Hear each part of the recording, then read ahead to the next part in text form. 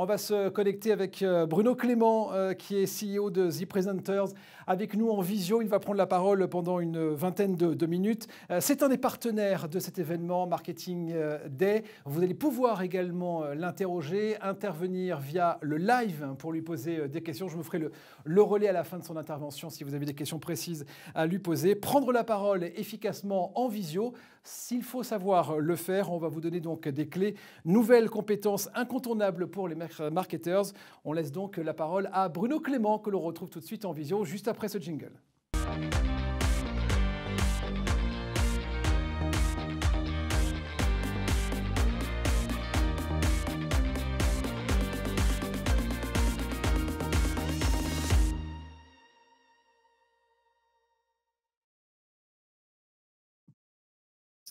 Bonjour à tous, ravi de m'accueillir. Merci de m'accueillir sur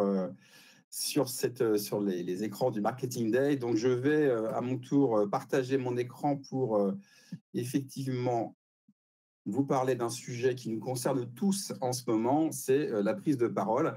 Donc, je m'appelle Bruno Clément, je suis le cofondateur de The Presenters. On est un cabinet de conseil en stratégie narrative.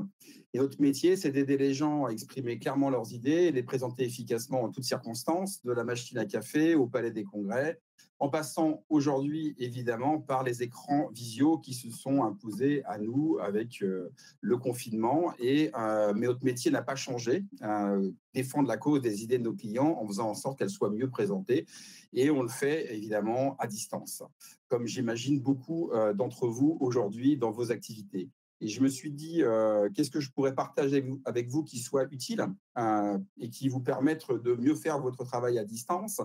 Et je vais répondre à une question qui est sur la bouche de tous nos clients en ce moment, c'est comment je fais pour exprimer pleinement mon leadership à distance? Comment je fais pour faire avancer mes projets à distance? Comment je fais pour manager à distance? Comment je fais pour continuer à animer mes équipes, mes clients, mes prospects à distance? Alors, pour démarrer, c'est vrai que j'ai rarement entendu cette phrase « chouette, un webinar » dans la bouche de mes clients avant le Covid. Et même encore aujourd'hui, on ne va pas se mentir. C'est vrai qu'on préfère se voir, parce que nous sommes des animaux sociaux et on préfère le présentiel. Et en même temps, j'aimerais attirer votre attention sur un sujet qui, de mon point de vue, est important. C'est qu'il ne faut pas confondre présence et distance. Ce n'est pas parce que vous êtes le public est physiquement présent face à vous, bien assis dans son fauteuil, que d'une part, il vous écoute et que d'autre part, il ne s'ennuie pas. S'ils vous écoutent et qu'ils ne s'ennuient pas, ce n'est pas lié à leur présence physique, mais lié à votre présence, c'est-à-dire votre capacité à être pleinement présent au service de vos idées et de votre public. Et ça, c'est valable face à un public ou face à un écran, comme je suis en train de le faire. Et on s'est tous retrouvés un jour ou l'autre dans ce genre de configuration. Cette image est réelle, hein, je l'ai prise il y a quelques années, où on a des slides qui sont illisibles, nous avons un orateur qui fait même pas l'effort de se lever, et puis nous avons également mon voisin de droite qui s'ennuie ferme et qui regarde autre chose, qui regarde son téléphone. Alors c'est vrai, en revanche, que à distance, comme je le fais en ce moment, il ne reste que l'essentiel. Il reste la pertinence de vos idées et votre éloquence, c'est-à-dire votre capacité à défendre efficacement vos idées. Il n'y a plus tous les à côté événementiels, comme l'année dernière au Marketing Day, où on avait la possibilité d'échanger à grande contrôle. Aujourd'hui, on est tous chez nous, donc il va falloir à un moment donné vous concentrer sur l'essentiel, la pertinence et l'éloquence. C'est ce que nous appelons chez The Presenters l'objectif de présence. L'objectif de présence, c'est quoi? C'est donner du sens à votre présence, c'est être clair quand vous prenez la parole sur le but de votre intervention, sur le message clé que vous êtes venu partager et ce que le public doit retenir. Et l'objectif de présence, c'est également le modèle de leadership que nous utilisons chez The Presenters pour coacher les orateurs et pour les débriefer. L'objectif de présence repose sur un principe qui est de maîtriser 3 grands éléments. La première, c'est la maîtrise de la narration de vos idées.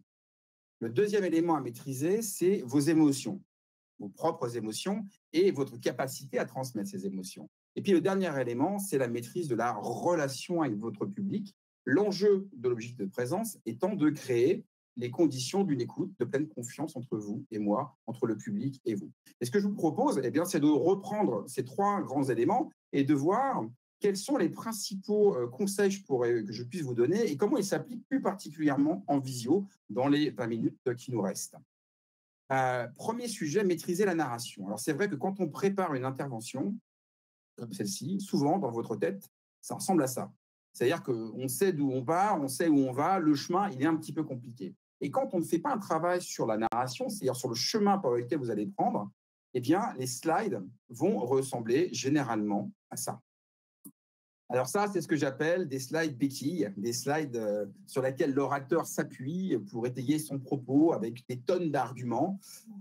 Et ça, ce sont les syndromes visibles d'un symptôme visible, pardon, d'un syndrome qui touche beaucoup de monde en entreprise, que nous appelons le syndrome du bon élève. Alors, le syndrome du bon élève, c'est quoi? C'est quelqu'un qui se trompe d'objectif de présence. C'est quelqu'un qui vient présenter pour montrer qu'il a bien travaillé. Donc, du coup, il fait comme on lui a appris à l'école. Il se dit, plus je montre, plus je prouve, plus à coup de benchmark, à coup de SWOT, plus derrière, j'aurai un public qui sera satisfait. Évidemment, ça ne se passe pas comme ça. Un comité de direction, par exemple, n'attend pas un bon élève. Il attend de vous plutôt quelqu'un qui lui apporte une solution à un problème qu'il se pose, un héros ou une héroïne. Alors, comment faire pour ne pas tomber dans le syndrome du bon élève et maîtriser votre narration? Eh bien, deux choses. La première, ne prenez jamais la parole, jamais, sans être clair sur la réponse à cette question. C'est quoi l'idée? En clair, quelle est l'idée principale que vous êtes venu partager et quel est le message clé que vous voulez que le public retienne? Une fois que vous êtes clair sur l'idée principale, ça ne sert à rien d'apprendre par cœur un discours. Alors, vous pouvez le faire, hein, mais ça demande beaucoup d'exigences. En revanche, ce qu'il est essentiel, c'est de bien connaître le chemin de vos idées, le chemin par lequel vous allez faire passer votre public pour l'accompagner pas à pas de votre bonjour à votre bien, quand est-ce qu'on se revoit, à bientôt. Donc, il faut connaître les différents virages que vous allez devoir négocier et qui vont vous permettre d'égrener vos idées et finalement de ne jamais être perdu, même si vous faites une digression. Alors en visio, qu'est-ce que ça change? Deux grands conseils. Le premier conseil, eh bien, c'est de raccourcir ce chemin. Raccourcissez votre temps de parole. Aujourd'hui, nous travaillons sur des formats en visio qui sont de l'ordre de 15, 20, 25 minutes grand maximum, pour une raison très simple, vous le savez, c'est que face à un écran, on fatigue beaucoup plus vite. Et puis, vous verrez qu'en 15 minutes, on a largement le temps de passer l'essentiel d'un projet. Deuxième grand conseil, j'ai envie de dire, simplifiez encore plus vos slides. Alors, pour une raison très simple, hein, c'est que déjà un tableur Excel sur un grand écran est illisible. Alors, dans une fenêtre de navigateur au sein d'un outil web, c'est encore moins lisible. Donc, simplifier pour amplifier, ça veut dire quoi? Ça veut dire surtout travailler le duo orateur-slide. Vous avez sur cette slide un duo efficace. Vous avez affiché sur la slide l'idée principale et un orateur qui défend l'histoire qui est derrière cette idée. Être acteur militant, ça veut dire quoi? Il faut reproduire cette expérience en visio. Et là, vous avez un exemple de mon associé, Sébastien Bernard, qui est en train de parler du syndrome du bon élève. Vous voyez bien, cette configuration-là fonctionne bien. J'ai une idée affichée, j'ai l'orateur à côté, tout va bien. Il y a la configuration la plus classique, c'est celle qui s'affiche en ce moment, c'est-à-dire une grande slide, un orateur dans une petite fenêtre, ça fonctionne toujours. Au pire, l'orateur disparaît, on entend que sa voix, ça marche toujours. J'ai toujours sous les yeux l'idée principale que je viens défendre.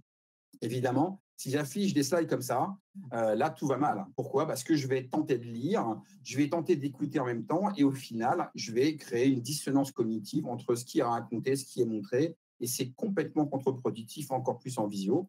C'est pire dans ce genre de configuration où la slide est à côté de l'orateur, mais elle est tellement illisible qu'on ne la voit absolument pas parce qu'elle est trop petite. Et globalement, il faut mieux présenter sans slide qu'avec des slides qui sont trop complexes ou illisibles. Donc, chez The Presenters, on a un motto qui est simplifier pour amplifier. En clair, simplifier, moins il y en a sur vos slides, plus on vous écoute. Plus vous allez simplifier vos contenus, plus vous allez amplifier votre impact. Deuxième élément à maîtriser, eh bien, c'est la maîtrise, évidemment, de vos émotions. Alors, Quand on prend la parole en public, évidemment, il y a un sujet qui arrive tout de suite, c'est le trac. Alors, le pire conseil qu'on puisse donner à un orateur, je vais vous le dire tout de suite, c'est soit naturel. Pourquoi? Parce que le naturel, quand on est face à un public, eh bien, c'est d'être gêné. Nous sommes des animaux sociaux, nous sommes dépendants de notre image sociale. Et l'image sociale, ça se traduit dans une prise de parole publique par cet œil qui nous semble nous regarder et nous juger, nous scruter, l'œil du public. Alors, c'est vrai qu'en visio, quelque part, l'œil, on ne le voit plus. Là, en ce moment, je m'adresse à une caméra. Et en même temps, si j'oublie que derrière la caméra, il y a des gens qui regardent, en tout cas, je l'espère, eh bien, je ne vais pas pouvoir adresser mon message. Donc, il va falloir aussi que j'apprenne à parler finalement à des gens au travers de la caméra. Et c'est un nouveau territoire à apprendre qui peut générer du stress. Par exemple, vous reconnaissez évidemment Steve Jobs, qui est reconnu, qui a été reconnu comme un des grands orateurs pour sa keynote.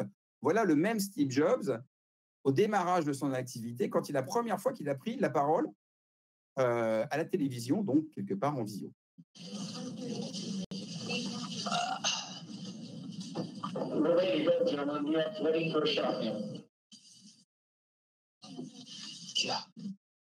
Donc vous voyez, tout Steve Jobs qu'il est, eh bien, il est stressé. Pourquoi? Parce que ce qui provoque le trac et ce qui provoque le stress de manière générale, c'est quand on est face à une situation qui est jugée complexe et inconnue.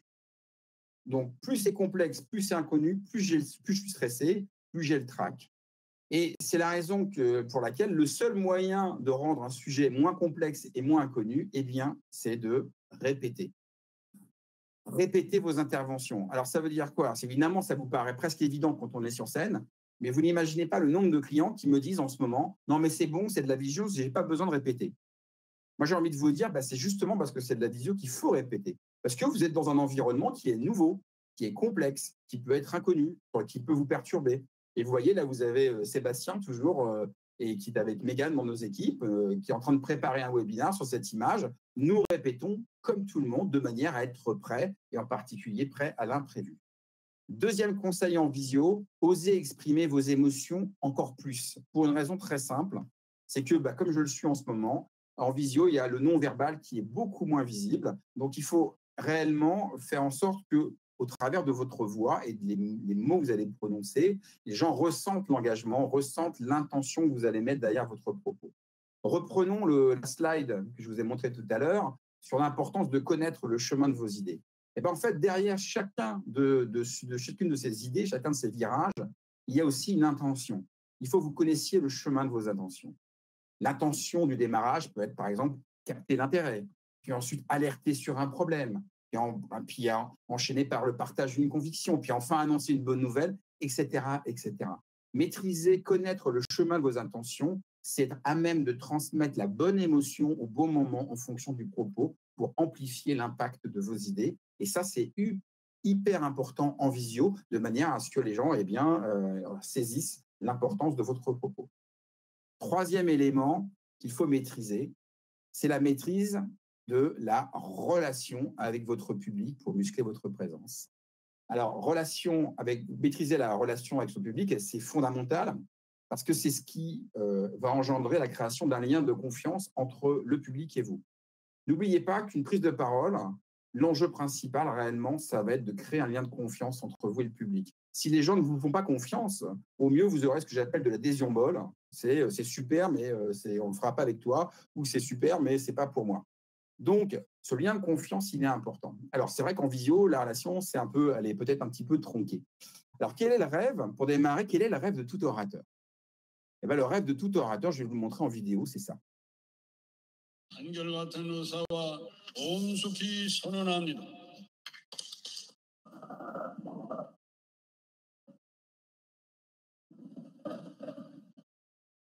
Alors, ça ne vous a pas échappé, on ne vit pas en Corée du Nord, c'est plutôt une bonne nouvelle, je pense. Et dans la vraie vie, en tout cas celle qui est la nôtre, c'est le public qui a le pouvoir. Ce n'est pas l'orateur. Vous avez le pouvoir. Le public a le pouvoir d'écouter ou pas, de faire semblant d'écouter ou pas. Et en visio, il a même le pouvoir de couper sa caméra, couper l'écran, couper le son et de faire complètement autre chose sans que l'orateur le voie. Donc, c'est vrai que prendre la parole, c'est prendre le pouvoir. C'est un acte de leadership. Et en même temps, c'est un pouvoir qui ne vous appartient pas. C'est un pouvoir que le public vous accorde momentanément le temps de votre prise de parole. Donc, l'objectif est d'honorer ce pouvoir qu'on vous accorde. Et pour ça, il faut que vous preniez soin de votre public. Prendre soin de son public, ça veut dire quoi à l'échelle d'une prise de parole? Ça veut dire tout simplement déjà avoir à cœur de partager des idées claires avec des supports qui sont impactants et une narration qui est cohérente. Pourquoi? Parce que plus je vais prendre soin de vous, plus vous allez prendre soin de moi en m'accordant une écoute attentive. Alors, comment est-ce qu'on prend soin du public en visio? Eh bien, il faut soigner l'expérience que vous allez faire vivre à votre public. Alors, l'expérience, c'est quoi? Chez The Presenters, on appelle ça le story design. Le story design, c'est considérer qu'une présentation est une expérience que vous faites vivre à votre public, comme dans le retail, on fait vivre une expérience à ses clients. Et cette expérience, de notre point de vue, elle doit être utile et agréable. Les deux mots comptent. Pourquoi? Parce que si c'est utile, mais pénible, ce qui est à peu près une grande partie des présentations ou des réunions que l'on vit généralement, et bien la trace émotionnelle que vous laissez, elle est négative et c'est difficile de mobiliser les gens sur une trace émotionnelle négative. A contrario, si c'est agréable, mais que c'est futile, ben les gens auront certes passé un bon moment, mais ils auront au final le sentiment d'avoir un peu perdu leur temps. Donc, avoir à cœur de créer une expérience utile et agréable, c'est valable évidemment en présentiel, mais c'est aussi valable en visio. Alors, comment est-ce que je fais pour créer une expérience qui soit à la fois utile et agréable en visio? Eh bien, je vous invite à penser à ça.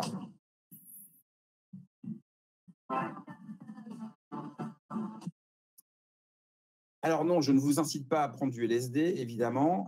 Je vous incite à penser LSD. L comme lumière, S comme son et D comme décor. Ce sont les trois ingrédients qu'il va falloir travailler particulièrement pour faire en sorte que l'expérience soit la plus utile et agréable pour votre public. Commençons par la lumière. S'il y a des photographes parmi vous, vous connaissez peut-être le principe de l'éclairage 3 points. Ce principe d'éclairage, il est important parce qu'il va vous permettre de bien mettre en valeur votre visage pour que les gens vous voient. Donc, prenons un exemple concret. Voilà, typiquement, quelqu'un qui allume sa webcam sans avoir d'éclairage, ça donne ça. On l'a tous vécu. Il vous faut d'abord ce qu'on appelle une key light, une lumière principale. La lumière principale, c'est une lumière qui est sur vous. Par exemple, si je la coupe, vous voyez, vous allez voir, c'est beaucoup moins efficace. Donc, il vous faut une lumière qui vous éclaire principalement le visage pour qu'on vous voit. Vous pouvez rajouter une fill light, une deuxième petite lumière pour éclairer le contour de votre visage et pourquoi pas une backlight pour renforcer la présence de votre visage derrière l'écran. Ça, c'est mieux que ça et que l'expérience est beaucoup plus agréable, évidemment. Alors, quand on n'a pas, si vous n'avez pas de lumière ou évidemment vous ne souhaitez pas investir, vous avez une key light qui est magnifique chez vous. Ça s'appelle la lumière du naturel. Quand il fait jour, donc mettez-vous face à une fenêtre et vous verrez, ça change absolument tout dans la manière dont les gens vous perçoivent. Deuxième élément du LSD est le S de son. J'ai envie de vous dire que le son, c'est presque plus important que la visio dans une expérience en visio. Pourquoi? Parce que le flux streaming vidéo, vous ne le maîtrisez pas forcément. Et parfois, l'image est saccadée. En revanche, le son, généralement, passe et il est indispensable que ce son soit le plus agréable possible. Donc déjà, le S, c'est aussi celui de silence. Évidemment, travailler dans un environnement qui est silencieux. Et assurez-vous que vous êtes dans un environnement silencieux. Et si vous êtes dans un environnement un peu bruyant ou que vous êtes dans un environnement avec, mettons, sur un plateau avec beaucoup d'écho, utilisez un micro-casque. Le casque, c'est extrêmement efficace. Il y a des casques qui sont merveilleux, qui créent des voix radio. Ça crée une expérience qui est très agréable pour le public. Et puis enfin, il y a le D de décor. Alors, oui, les goûts, les couleurs, ça se discute. Alors ici, vous avez la très belle maison de Elvis Presley, Graceland, que j'ai eu la chance de visiter il y a quelques années. Et en même temps, j'ai été venu pour voir cette maison, pour voir son décor. En visio, ce n'est pas le sujet. Le plus important, c'est qu'on vous voit, vous, pas votre déco. Donc, j'ai envie de vous dire que le conseil que je peux vous donner en termes de décor, eh bien, tout simplement, c'est la même chose que sur vos slides. Keep it simple. Simplifiez pour amplifier. Le moins possible derrière vous, l'objectif, c'est que on vous voit, vous, principalement. Vous pouvez utiliser les fonctions floutées, par exemple, qui sont très efficaces également. Alors, dans le cadre aussi, dans le décor, il y a aussi vous. Alors, il faut soigner votre cadre. Il faut soigner la manière dont les gens vous voient. Alors, il faut éviter quelques erreurs à éviter. Il faut regarder évidemment la caméra, ça c'est super important. Il faut éviter l'invité mystère, se mettre à contre-jour. Il faut éviter l'espion infiltré, hein. Je regarde mon écran en l'air et du coup j'ai une belle vision sur mes narines. Il faut éviter également la vidéosurveillance, hein, c'est-à-dire j'ai ma caméra qui est au-dessus, je ne regarde absolument pas les gens. Et puis, il faut éviter aussi la caméra cachée, c'est-à-dire que je m'adresse complètement pas du tout au public. Donc, le seul moyen d'y arriver, évidemment, c'est de bien regarder le petit point vert ou le petit point rouge qui est face à vous et qui va donner le sentiment aux gens que vous voulez vous adresser bien à eux. Et ça aussi, ça se travaille. Dernière petite chose, et non des moindres, quand on est chez soi, évidemment, pensez à prévenir votre entourage et pour éviter ça. Y el área socioemocional de los niños, porque esa parte que tengo escuchado mal. Perdón, Voilà, j'en ai terminé pour ce tour d'horizon. Vous l'avez compris, l'objectif de présence a un objectif, c'est réellement de donner du sens à votre présence. Pour ça, il faut maîtriser la narration de vos idées, maîtriser vos émotions, maîtriser la relation avec votre public. Et j'ai partagé avec vous 5 grands conseils. Raccourcissez votre temps de parole, simplifiez encore plus vos slides, répétez vos interventions même en visio pour bien maîtriser les outils notamment. Osez exprimer vos émotions, connaissez bien l'intention que vous voulez faire passer et pensez LSD, n'en consommez pas, mais pensez LSD, lumière, son, décor, pour créer une expérience qui soit à la fois utile et agréable. Et pour terminer, j'ai envie de vous dire que chez The Presenters, nous on pense que la visio c'est une chance. On a digitalisé tous nos programmes de formation, une grande partie de nos accompagnements, et ça se passe très bien. Pourquoi ? Parce que c'est une opportunité de notre point de vue, et c'est aussi pour vous l'opportunité d'avoir un nouveau canal pour défendre la cause de vos idées, pour continuer à faire avancer vos projets à distance. Et si le sujet vous intéresse, pour aller plus loin, j'ai 2 cadeaux à vous faire. Le premier, c'est la possibilité de télécharger librement le petit guide de survie pour rendre vos idées désirables, qui est le best-seller de The Presenters, où vous retrouvez plein de conseils que nous avons enrichis également avec des conseils en vidéo.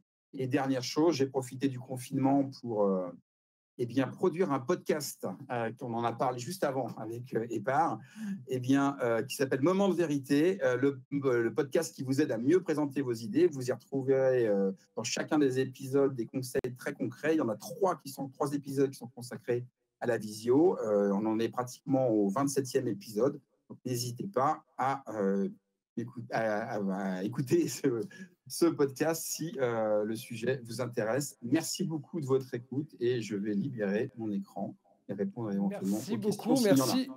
Merci Bruno pour cet échange, en tout cas cette présentation qui est passionnante. Alors si vous avez des questions à poser à Bruno, on peut encore prendre 2-3 minutes pour échanger. Pourquoi être partenaire officiel du Marketing Day cette année ? Pourquoi ce choix ? Pourquoi Bruno, vous avez choisi d'être partenaire cette année ? En fait, c'est gagnant-gagnant pour tout le monde. En fait, l'objectif des Marketing Days, c'est d'avoir des orateurs qui soient plutôt bons, j'espère. L'objectif des orateurs, c'est de défendre leurs idées. Puis, nous, ça nous permet de rencontrer des gens et de nous faire connaître, tout simplement. Bon, et c'est un écosystème, le marketing, qu'on connaît bien et sur lequel on est très à l'aise. Donc, ça nous fait très plaisir d'aider les orateurs à défendre leurs idées. Alors, je ne sais pas si vous avez face à vous sur votre écran le fil chat et on a beaucoup de commentaires positifs. Non. Alice qui dit, alors je vais me faire donc l'orateur de The Presenters et en tout cas de ceux qui nous regardent aujourd'hui. Alice qui dit c'était très intéressant. Caroline, merci aussi. Estelle, génial pour ses précieux conseils. Catherine vous dit merci beaucoup, c'est clair, synthétique, intéressant. Merci pour la petite touche d'humour, c'est le message de Marie et les commentaires arrivent encore en temps réel. Donc si vous avez des questions, merci, c'est Sophie. Si vous avez des questions à poser à Bruno, n'hésitez pas. Question de Régis, le pitch sous une forme de 3-5 minutes. Est-ce que ce n'est pas la forme la plus impactante ? Vous parliez tout à l'heure de prendre la parole et de se limiter à 15-20 minutes. Est-ce que 3-5 minutes, ce n'est pas pour le coup plus impactant ? Alors, tout à fait. C'est le format que nous, on recommande pour le format pitch. Le pitch, c'est quoi ? C'est la bande-annonce de votre idée.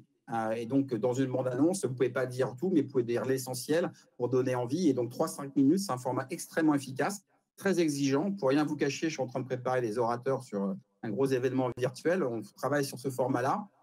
C'est très exigeant, mais c'est le plus efficace parce que c'est un format qui est suffisamment long pour partager l'essentiel et suffisamment court pour ne pas ennuyer les gens. Donc, c'est un format où tout le monde y gagne. Catherine demande, est-ce qu'il y a un lien vers le PDF que vous avez présenté il y a quelques instants, Bruno? Où est-ce qu'on peut le retrouver? Alors non, il n'y a pas de lien vers Il y le a pas de PDF. lien. En revanche, je vous invite à télécharger le petit guide qui vous permettra d'avoir plein de conseils très pratiques. Voilà, et puis d'ici quelques jours, on remettra évidemment votre intervention en replay. Bien sûr. Dernière question de Édouard qui est en régie. Est-ce que vous avez un conseil à me donner? Edouard, à qui Edouard? Édouard qui est en régie, est-ce que vous avez un conseil, moi, à me donner pour une prise de parole, pour améliorer ma prise de parole? Voilà, bien adresser ton propos, mais j'ai l'impression qu'il y arrive bien, donc voilà. Merci beaucoup. Merci pour cette belle intervention visio, c'est le message de Véronique à l'instant. Merci beaucoup, Bruno Clément. On rappelle donc The Presenters, partenaire donc officiel de cet événement Marketing Day. Merci de cette intervention particulièrement pertinente. Et je rajouterai évidemment en complément de ce que Bruno vient de dire que c'est vrai que c'est bien de mettre la forme et de travailler la forme. Il faut toujours travailler la conceptualisation, la scénarisation et l'éditorial de vos interventions parce que c'est aussi ça ce qui fait la pertinence de vos discours. Il ne faut pas l'oublier.